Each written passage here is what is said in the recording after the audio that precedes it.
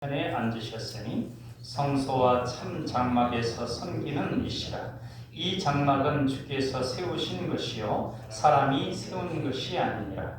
대제사장마다 예물과 제사드림을 위하여 세운 자니 그러므로 그도 무엇인가 될 것이 있어야 할지니라. 예수께서 만일 땅에 계셨더라면 제사장이 되지 아니하셨을 것이니 이는 율법을 따라 예물을 드리는 제사장이 있습니다. 그들이 섬기는 것은 하늘에 있는 것의 모형과 그림자라. 모세가 장막을 지으려 할 때에 지시하심을 얻음과 같으니 이르시되 삼가 모든 것을 산에서 내게 보이던 본을 따라 지으라 하셨느니라. 그러나 이제 그는 더 아름다운 직분을 얻으셨으니 그는 더 좋은 약속으로 세우신 더 좋은 언약의 중보자시라. 저 첫 언약이 무흠하였더라면 둘째 것을 요구할 일이 없었으려니와 그들의 잘못을 지적하여 말씀하시되 주께서 이르시되 볼지어다 날이 이르리니 내가 이스라엘 집과 유다 집과 더불어 새 언약을 맺으리라. 또 주께서 이르시기를 이 언약은 내가 그들의 열조의 손을 잡고 애굽 땅에서 인도하여 내던 날에 그들과 맺은 언약과 같지 아니하도다. 그들은 내 언약 안에 머물러 있지 아니하므로 내가 그들을 돌보지 아니하였노라. 또 주께서 이르시되 그날 후에 내가 이스라엘 집과 맺을 언약은 이것이 내 법을 그들의 생각에 두고 그들의 마음에 이것을 기록하리라. 나는 그들에게 하나님이 되고 그들은 내게 백성이 되리라. 또 각각 자기 나라 사람과 각각 자기 형제를 가르쳐 이르기를 주를 알라 하지 아니할 것은 그들이 작은 자로부터 큰 자까지 다 나를 알미라. 내가 그들의 불의를 긍휼히 여기고 그들의 죄를 다시 기억하지 아니하리라 하셨느니라. 새 언약이라 말씀하셨음에 첫 것은 낡아지게 하는 것이니 낡아지고 쇠하는 것은 없어져 가는 것이니라. 아멘. 살다 보니까 네가 내 인생에 도움되는 날이 온다. 뻔뻔한 사기꾼 동생 핑계로 가석방 얻을 기회를 얻었습니다. 유도 국가대표 고두영은 경기도 중 불의의 사고를 당하게 되고 이 소식을 들은 사기전과 시범인 형 고두식은 눈물로 석방 사기극을 펼칩니다. 형은 개뿔 제발 내 인생에서 꺼져. 동생은 형이 돌아오고 인생이 더 깜깜해졌습니다. 하루아침에 앞이 깜깜해진 동생을 핑계로 1년간 보호자 자격으로 가석방된 두식. 15년 동안 단 한 번도 연락이 없던 뻔뻔한 형이 집으로 돌아오고 보호자 노릇은커녕 두영의 삶을 더 엉망진창으로 만듭니다. 남보다 못한 형제의 예측 불허의 동거가 시작됩니다. 이게 코믹 영화인 형이라고 하는 영화가 시작되는 장면입니다. 그들의 갈등이 이제 해소되는 과정을 감동적으로 그리고 또 재미나게 그리고 있습니다. 재밌으면서도 형제는 참 너무나 귀하고 소중하다. 그런 관계다라고 하는 걸 다시 한번 느끼게 해줍니다. 안 보셨던 분들은 한번 보시면 좋을 것 같습니다. 그런데 우리에게 이 세상 그 어떤 형보다도 언니보다도 더 좋은 형과 언니가 있습니다. 바로 우리를 위해 이 땅에 오신 예수 그리스도입니다. 히브리서는 우리에게 이것을 가르쳐줍니다. 우리에게 형이 있다. 언니가 있다. 예수님이 있다. 이걸 알려줍니다. 1절과 2절 말씀 우리 다시 한번 같이 읽어보겠습니다. 지금 우리가 하는 말의 요점은 이러한 대제사장이 우리에게 있다는 것이라. 그는 하늘에서 지극히 크신 이의 보좌 우편에 앉으셨으니 성소와 참 장막에서 섬기는 이시라. 이 장막은 주께서 세우신 것이요 사람이 세운 것이 아니니라. 히브리서가 말하고자 하는 요지는 우리에게 영원한 대제사장이 계시다 하는 것입니다. 그분은 하늘에 계신 존귀하신 분의 하나님 아버지의 보좌 우편에 앉아 계십니다. 그분은 하늘 성전의 일을 맡아보시는데 그 성전은 사람이 세운 것이 아니라 주님께서 세우신 참다운 성막입니다. 구약시대 성막은 하나님과 인간의 깨어진 관계를 다시 맺어주는 곳이었습니다. 그 일을 율법에 의한 대제사장이 감당을 했죠. 그러나 그러한 불완전한 인간의 사역, 그 사역을 하는 대제사장이 불완전했기 때문에 그 사역도 불완전했습니다. 이스라엘 역사를 통해 볼 때 결국 그 사역은 실패로 귀결이 되었습니다. 이러한 실패를 회복시키시고 하나님과의 완전한 관계인 평강, 즉 샬롬을 회복시키기 위해 이 땅에 오신 분이 예수님이시고 그분이 우리의 대제사장이십니다. 영원한 대제사장입니다.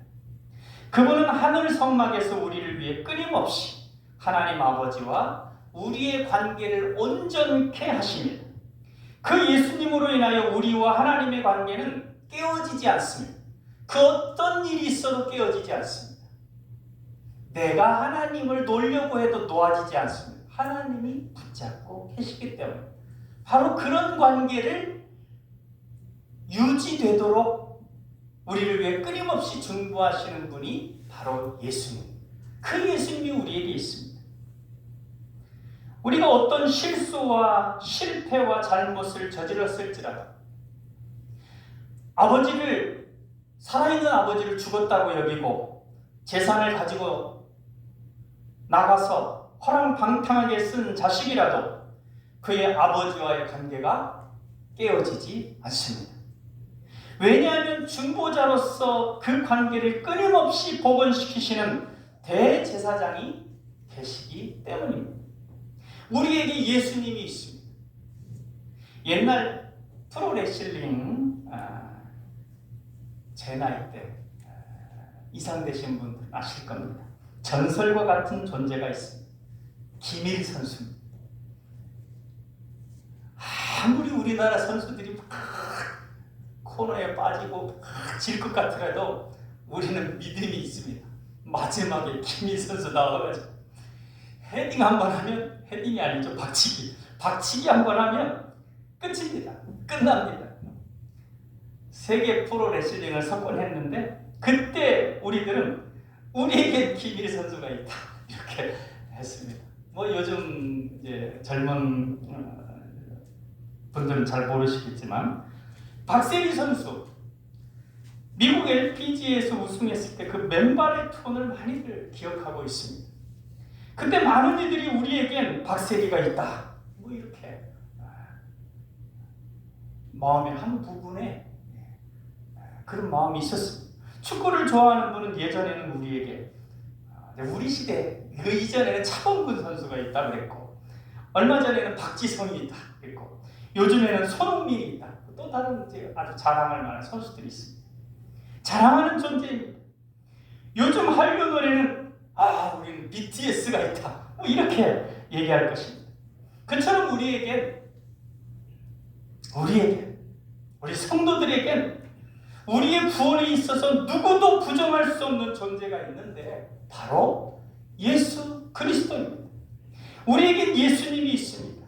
이것만으로도 금년에 우리가 아무리 큰 실수와 실패와 잘못을 저질러서 아무 것이 이룬 것이 없어도 여전히 우리는 소망이 있고 여전히 우리는 용기 있게 전진할 수 있는 것입니다. 예수님으로 인하여 창조주 하나님은 여전히 우리의 아버지시요 우리가 아무리 큰 탕자짓을 했어도 다시 회복시켜 주실 것입니다. 우리 3절부터 6절까지 말씀 같이 읽어보겠습니다. 대제사장마다 예물과 제사드림을 위하여 세운 자니 그러므로 그도 무엇인가 드릴 것이 있어야 할지니라. 예수께서 만일 땅에 계셨더라면 제사장이 되지 아니하셨을 것이니 이는 율법을 따라 예물을 드리는 제사장이 있습니다. 그들이 섬기는 것은 하늘에 있는 것의 모형과 그림자라. 모세가 장막을 지으려 할 때에 지시하심을 얻음과 같으니 이르시되 삼가 모든 것을 산에서 내게 보이던 본을 따라 지으라 하셨느니라. 그러나 이제 그는 더 아름다운 직분을 얻으셨으니 그는 더 좋은 약속으로 세우신 더 좋은 언약의 중보자시라. 대제사장은 누구나 봉헌물과 희생제물을 바치도록 임명된 사람입니다. 그러면 다른 일 하도록 임명된 게 아닙니다. 그 희생제물을 통해서 제사를 드리는 그 성도와 하나님의 관계를 회복시켜주는 역할을 하는 것이 제사장, 대제사장입니다.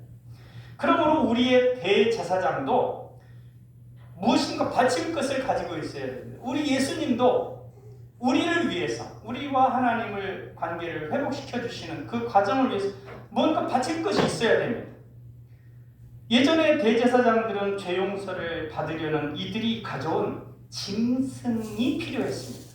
그래서 소나 양, 좀 큰 족장이라든지 그런 사람들은 좀 이제 큰 소나 양이나 그런 것들을 준비했고, 근데 그것도 준비하기 어려운 이들은 비둘기를 준비하게 됐습니다. 가난한 이들은.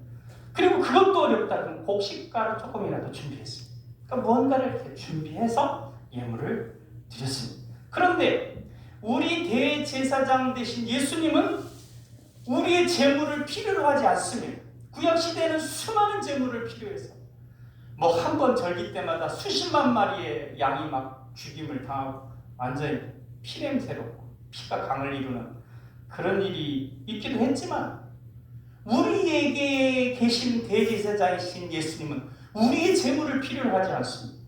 왜냐하면 직접 자신의 몸을 제물 삼으셨기 때문입니다. 만일 예수님께서 이 세상에 계셨다면 제사장이 되지는 못하셨을 것입니다. 왜냐하면 세상에서는 율법을 따라 율법도 하나님이 주신 거죠. 그 율법을 따라 드리는 예물을 드리는 사람들이 있었기 때문에 그들도 하나님께서 주신 율법을 따라 예물을 드리는 제사장이었습니다. 물론 그들은 예수님처럼 예물 드리는 이들과 하나님을 완전히 회복시키지는 못했습니다. 그 하나님과 인간의 관계를 완전히 영원토록 그렇게 회복시키지는 못했습니다. 그들 자신도 불완전했기 때문입니다.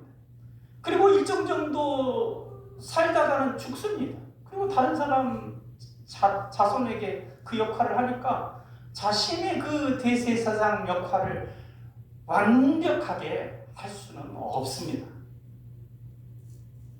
그들은 하늘 성전의 모조품과 그림자에 지나지 않는 성전에서 봉사하는 사람들입니다.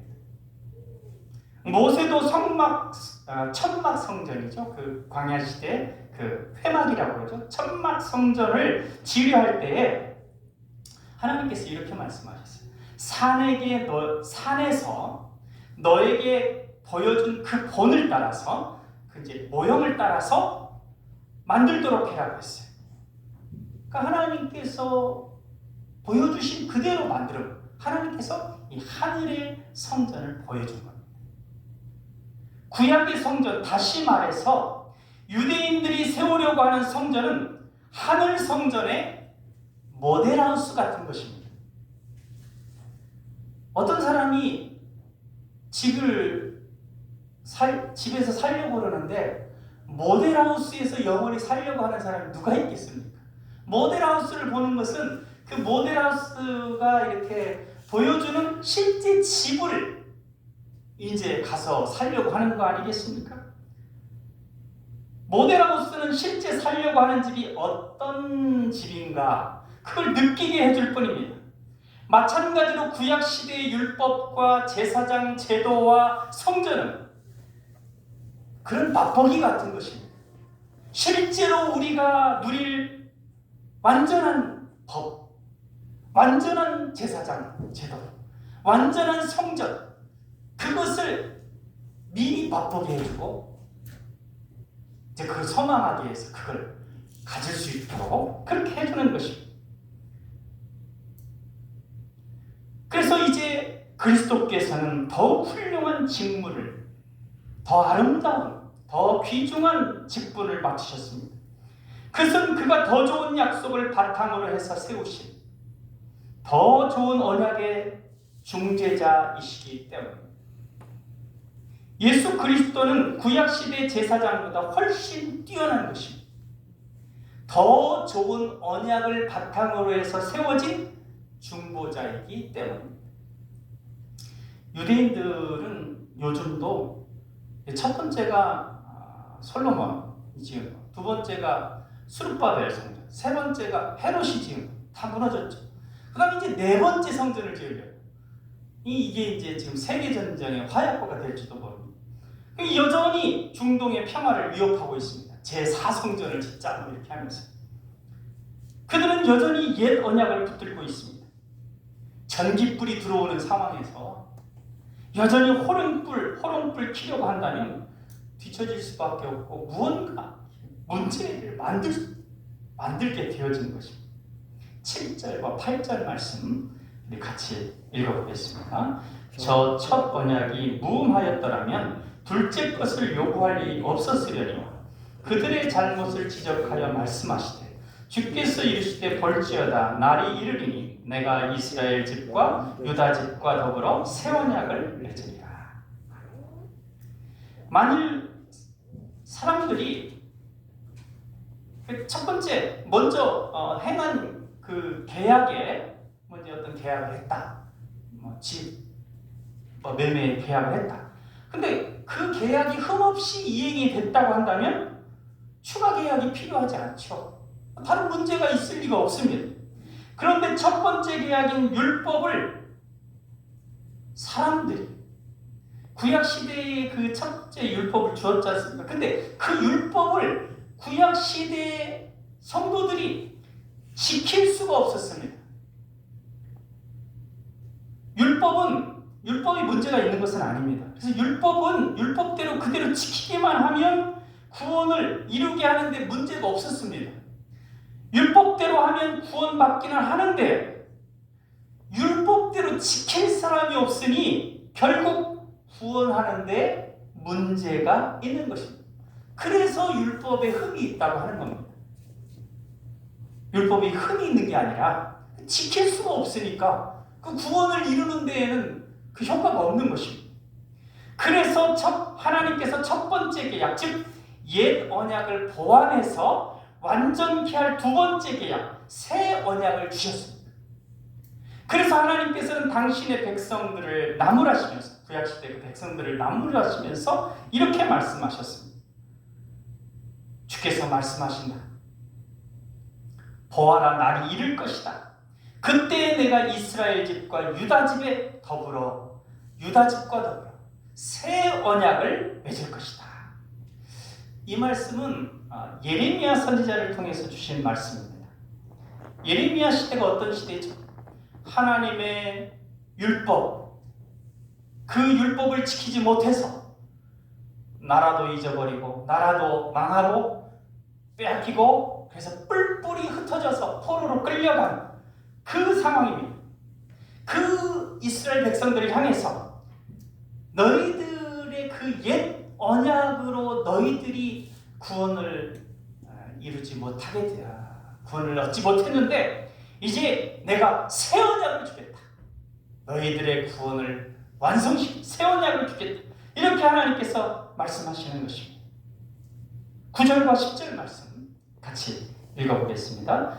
또 주께서 이르시기를 이 언약은 내가 그들의 열주의 손을 잡고 애굽 땅에서 인도하여 내던 날에 그들과 맺은 언약과 같지 아니하도다. 그들은 내 언약 안에 머물러 있지 아니하므로 내가 그들을 돌보지 아니하였노라. 또 주께서 이르시되 그날 후에 내가 이스라엘 집과 맺을 언약은 이것이니 내 법을 그들의 생각에 두고 그들의 마음에 이것을 기억하리라. 나는 그들에게 하나님이 되고 그들은 내게 백성이 되리라. 아멘. 주께서 말씀하셨습니다. 이 새 언약은 내가 그들의 조상들의 손을 붙들어서, 그러니까 이스라엘 백성들의 조상, 그러니까 출애굽 백성들이죠. 그들의 손을 붙들어서 이집트 땅에서 인도하여 내던 날에 그들의 조상들과 맺은 언약과는 다른 것이다. 시내산 언약이죠. 출애굽한 다음에 시내산에서 맺은 언약, 그리고 그때 주신 율법입니다. 근데 그 언약 하에서는 그들은 내 언약을 지키지 않았었고, 그러니까 그 출애굽 백성들이 그 출애굽한 이후 시내산 언약, 그 시내산 율법 아래 거했는데 그들이 결국 그 율법을 지키지 않았고, 그래서 하나님께서 그들을 돌보지 않으셨다라는 것입니다. 왜냐하면 그 율법의 전제하에서는 율법을 지키면 복을 받아서 하나님께서 지키시고 구원하시고, 율법을 안 지키면 하나님 오히려 징계를 내리시고 화를 내리시고 저주하시는 그 신명기 28장이 대표적이죠. 그 신명기 율법, 그 율법 하에서는 그랬습니다. 이스라엘 백성에게 하나님께서 내려주신 돌계명인 10계명을, 대표적인 것이 10계명이죠.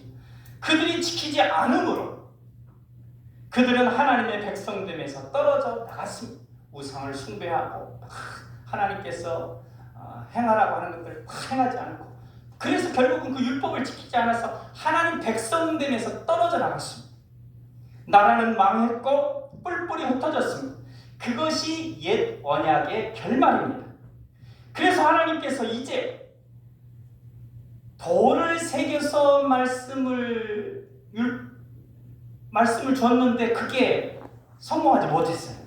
그래서 이제 더 나아가서 완전하도록 너희들 마음에 나의 법을 새겨주겠다, 이렇게 말씀하십니다.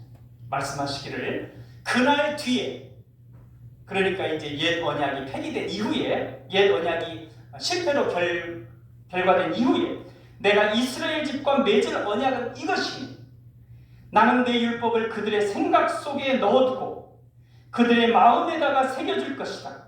그래서 나는 그들의 하나님이 되고 그들은 내 백성이 될 것이다. 이제 새 언약, 예수님께서 오셔서 십자가를 지시고 이제 그 자기 자신을 예물로 드리셔서 시작된 그 새 언약 하에서는 이제 그 율법이 어떤 돌이나 어디 다른 게 있는 게 그 심령 안에 있다는 거죠. 돌에 새겨준 말씀을 잊어버리고 지키지 않으니까 이제는 마음에 새겨서 결코 잊어버리거나 어길 수 없도록 하시겠다는 것입니다. 우리 성도들은 다 그런 경험들 한 번 있을 거예요.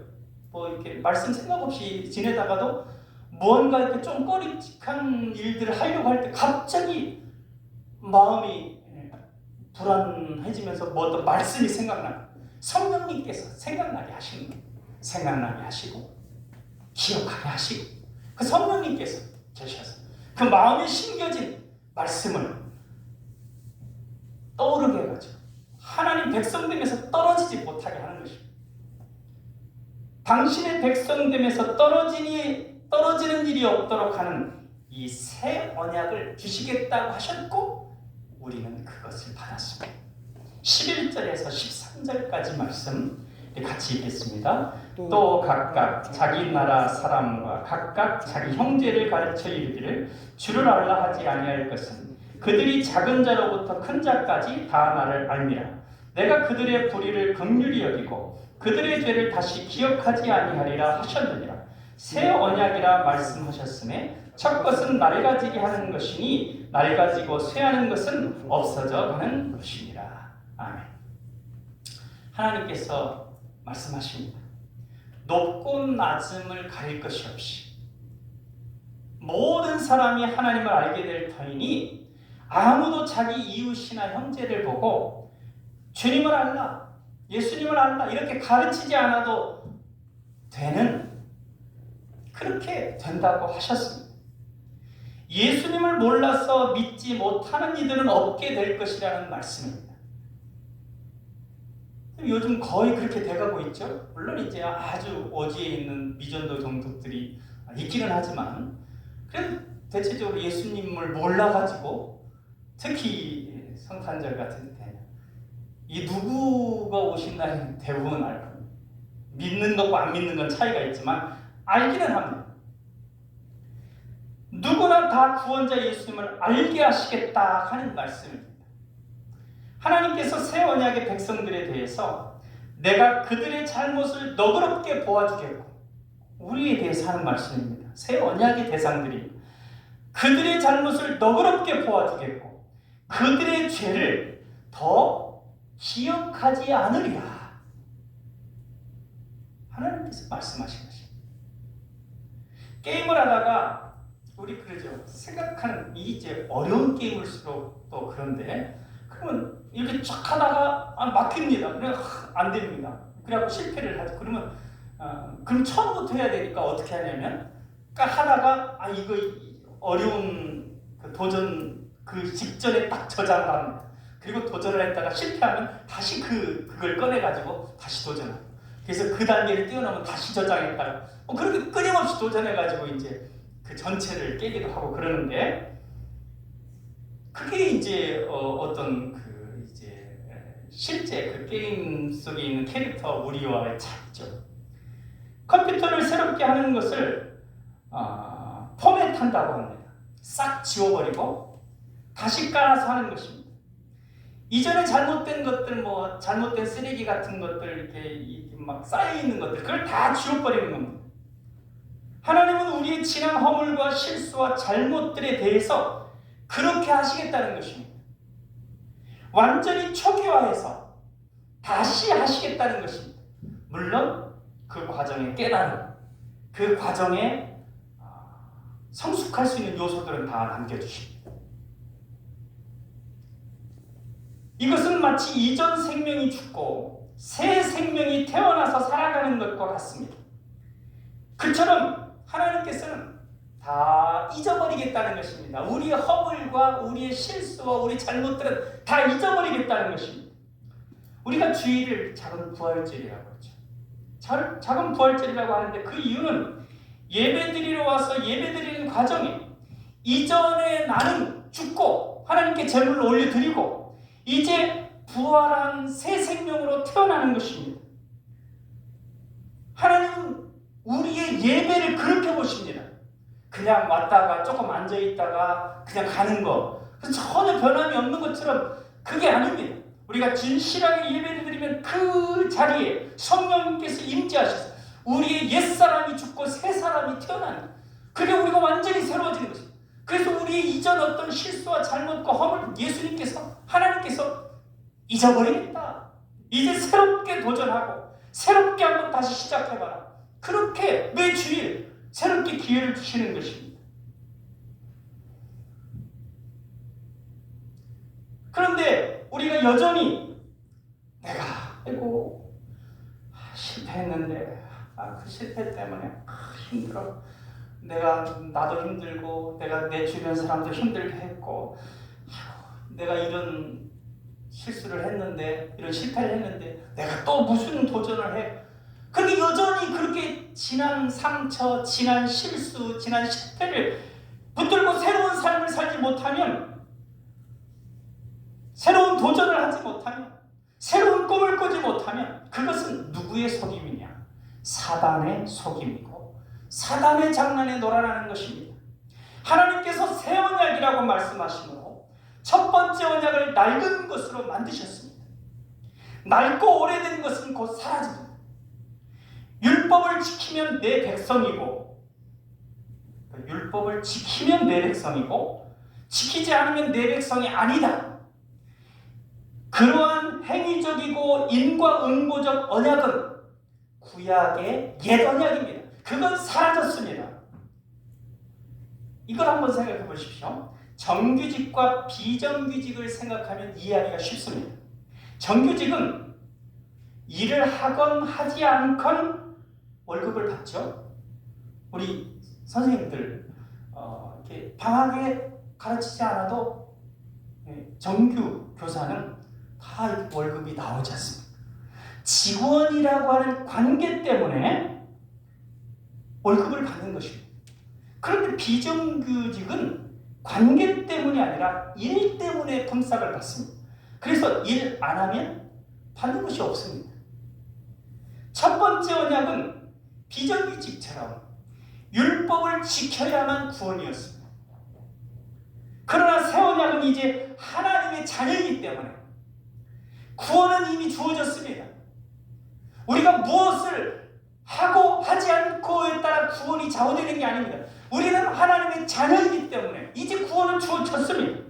어찌하건 자녀이기 때문에 구원을 받습니다. 자녀가 어디 가서 삽니까? 아버지 집에 가서 사는 것입니다. 결국은 자녀가 됐으면 아무리 탕자짓을 했건 뭘 했건 간에 나중에는 아버지 집에서 거하게 됩니다.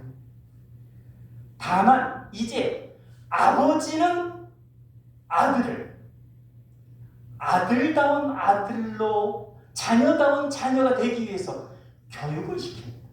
내버려두면 잘못해도 내버려두면 사색대라고 그랬습니다. 친아버지는 잘 교육을 시킵니다. 그것이 성도에게 고난이 있는 이유입니다. 아버지가 자녀가 잘못했다고 집에서 쫓아내지 않습니다. 다시 하라고 격려하고 용기를 줍니다. 그리고 우리에게 이 아버지만 있는 것이 아니라 우리의 모든 것을 이해해주고 우리처럼 같이 살아보셨던, 그래서 우리를 중보기도 해주는 우리의 언니요 오빠요 형인 예수님이 있습니다. 이 예수님이 우리에게 오심을 기뻐하는 대인절에, 금년에, 지난달에, 지난주에 무슨 일이 있었던지 간에 다 훌훌 털어버리시고 다시금 용기를 내어 전진하시기를 바랍니다. 하나님 아버지께서 그러라고 격려하십니다.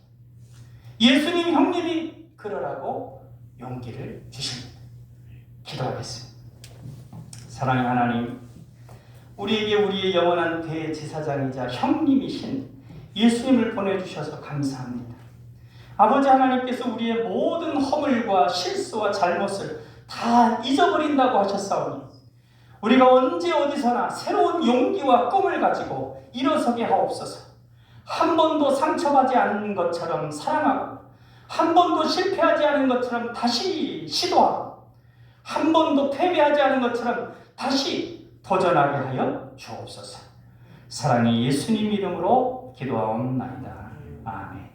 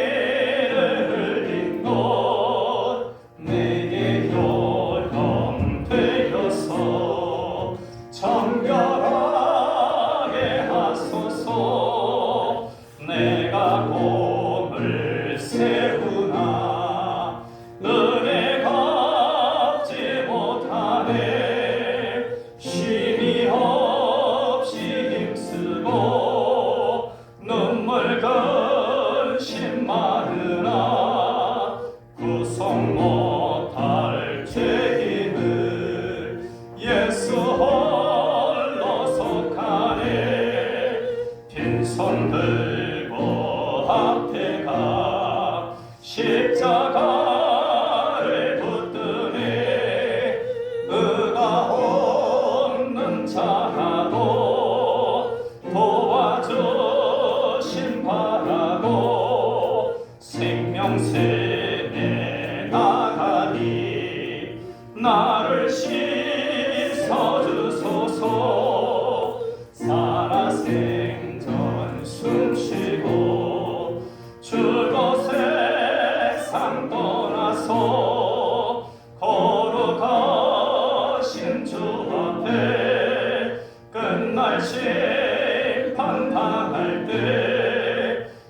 만세 반석 열리니 내가 들어갑니다. 아멘. 교회 소식을 안내해드립니다. 오늘은 우리의 구원을 위해 이 땅에 오신 성자 예수님을 기억하고 다시 오셔서 우리의 구원을 완성시켜 주실 주님을 기대하는 대림절 세 번째 주일입니다. 우리 주님을 더욱 사모하며 오직 주님으로 다시 위로와 힘과 용기를 얻게 되기를 축복합니다. 예수님은 말씀이시며 말씀으로 오십니다. 금년이 마치기까지 성경 일독을 하시는 중에 말씀 속에 찾아오시는 주님을 만나게 되는 대림절기가 되시길 바랍니다. 말씀과 기도로 하나님께 감사하며 주님과 하루를 시작하고 감사하면서 주님 안에서 하루를 마무리하도록 새벽과 저녁 기도회를 잘 할 수 있기를 바랍니다. 예배 후에 새해 예산안 준비를 위한 재정부 주관으로 예산위원회가 모입니다. 예산위원은 주보를 참고하셔서 참석해 주시면 감사하겠습니다. 이상입니다. 새해 2022년 달력이 나왔습니다. 한 분에 하나씩 해서 이제 여러 성도들, 가족들은 여러 개 가져가셔도 되겠습니다. 그리고 또 필요하다면 좀 더 가져가셔도 되면 여유 있게 준비되어 있으니까 우리 옆에 분들 앞뒤로 인사 나누시겠습니다. 사랑합니다. 사랑합니다. 하나씩 건강하세요.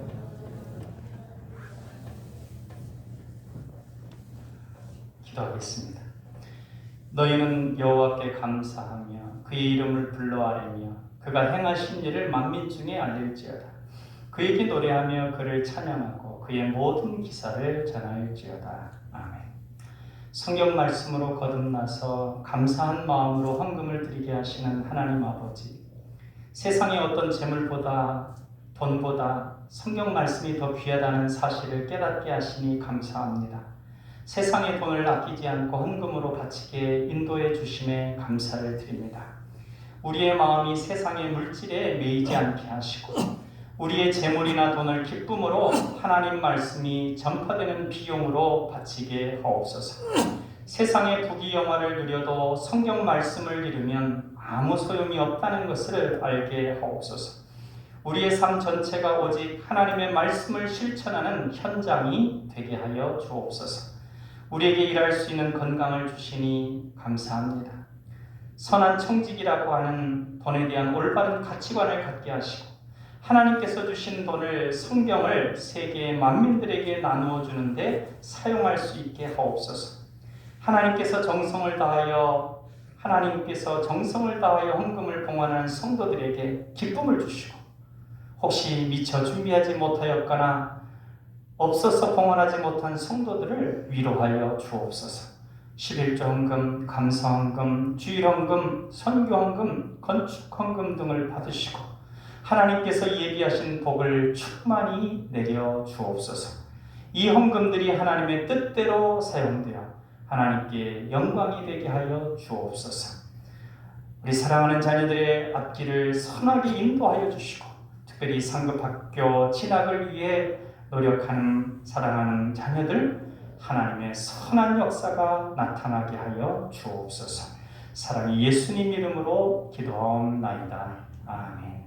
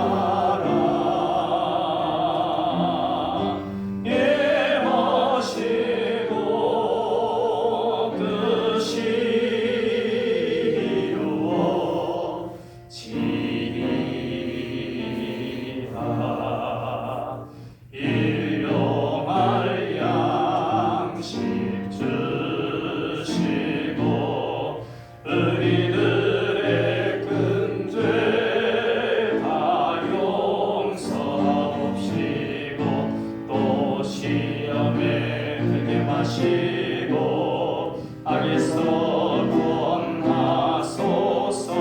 되게 주의 나라 주의 권세 주의 영광 영원히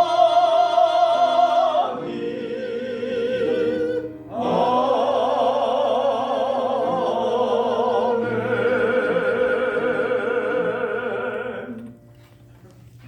지금은 우리를 죄악에서 구원하신 예수 그리스도의 크신 은혜와 우리를 자녀 만들어 주신 하나님 아버지의 극진하신 사랑과 성령님의 감화 감동하심이 대림절 세 번째 주일을 맞아 예수님의 오심이 온 인류의 축복이며 희망임을 깨닫고 그분과 함께 변화와 기적의 삶을 살고자 결단하며 삶을 향해 출발하는 모든 성도들에게 영원히 함께 하시기를 간절히 축원하옵나이다. 아멘.